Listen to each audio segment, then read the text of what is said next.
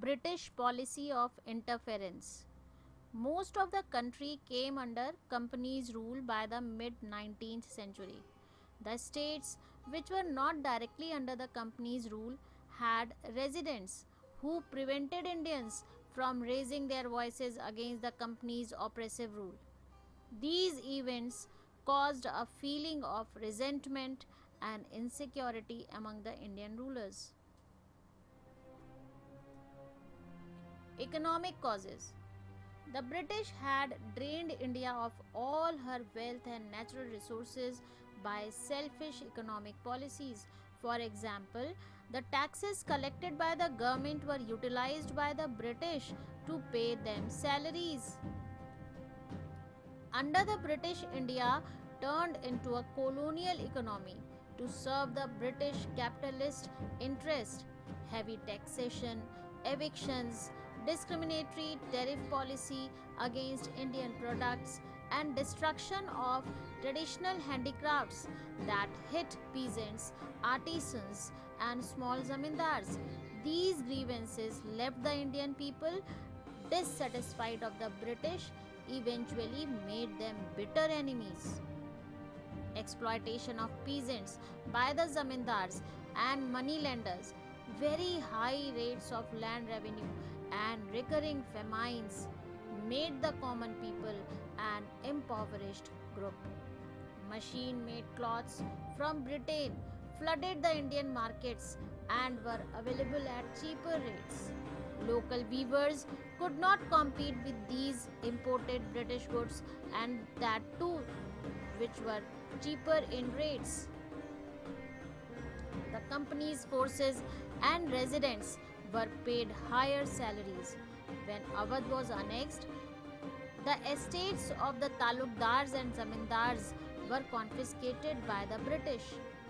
The annexation of more and more states resulted in the dismantling of courtly life of the regional kingdoms. This led to the large scale unemployment and economic distress. Social and religious causes. Social reforms.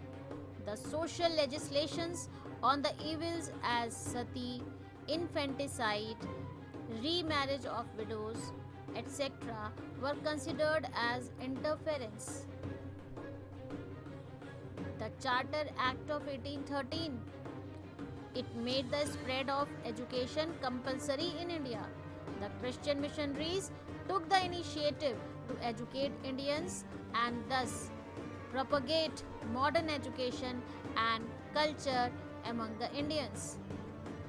And children, Orthodox Hindus took all these changes and reforms as interference in their religion, like abolition of sati and female infanticide, widow remarriage, discouragement of child marriage, spread of women's education, breaking up of age-old caste system. Women were allowed to be educated.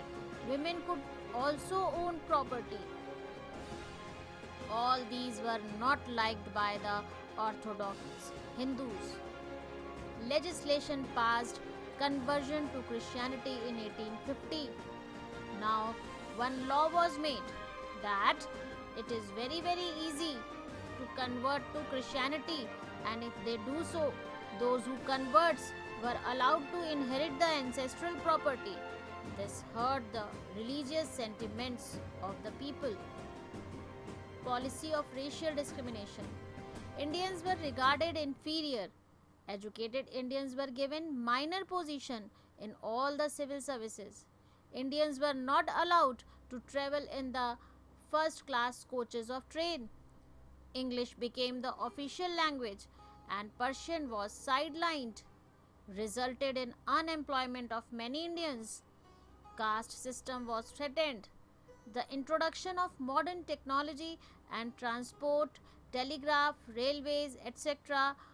roused fear and suspicion among the Indians. The attempt to bring about social reforms in India, as I told you, by the British was not liked by the general public. Like sati, infanticide, remarriage, Widows were allowed to marry. These were considered as interference in the religious matter of Indians, about which the Englishmen knew nothing. The introduction of English education, the propagation of the work of the Christian missionaries, and the changing of Hindu law of property with the view to facilitate the conversion Hindus to Christianity alarmed many Orthodox Indians. Military cause. A large number of Indian sepoys were employed in the company's army. They had helped the company loyally and helped in the expansion of British rule in India. But sepoys were not treated well, neither rewarded nor appreciated. They were considered inferior. They did not get top ranks, and Indian sepoys could not rise beyond the post of Subedar. Tremendous disparity in the salary of Indian and the British soldiers. The bhatta was also withdrawn. The General Service Enlistment Act 1856. Children, do you know this act? According to this, it made it compulsory for all recruits to serve overseas. This law was not acceptable to many Indians, as in those days it was believed that going overseas meant losing one's caste and religion. Many soldiers lost their jobs. The Indian soldiers outnumbered the British soldiers greatly. As I told you, the military cause, you can revise here.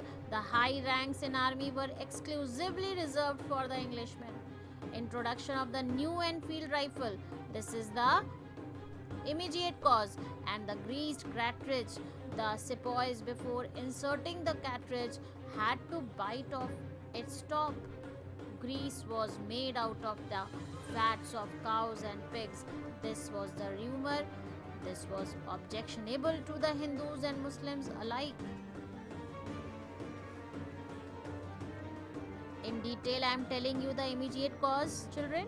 In 1856, the British authorities decided to replace the old-fashioned musket that was called the Brown Bess by the new Enfield rifle. The loading process of the Enfield rifle involved bringing the cartridge to the mouth and biting off the top greased paper with the teeth. In January 1857, there was a rumor in the Bengal regiment that the greased cartridge had the fat of cow or pig. Children, now some questions. Question number 1. What were some of the social evils prevalent in the society? Question 2. What was the Charter Act of 1813? Question 3. How can you say that the Indian sepoys were treated inferior? Question 4. What was the General Service Enlistment Act 1856?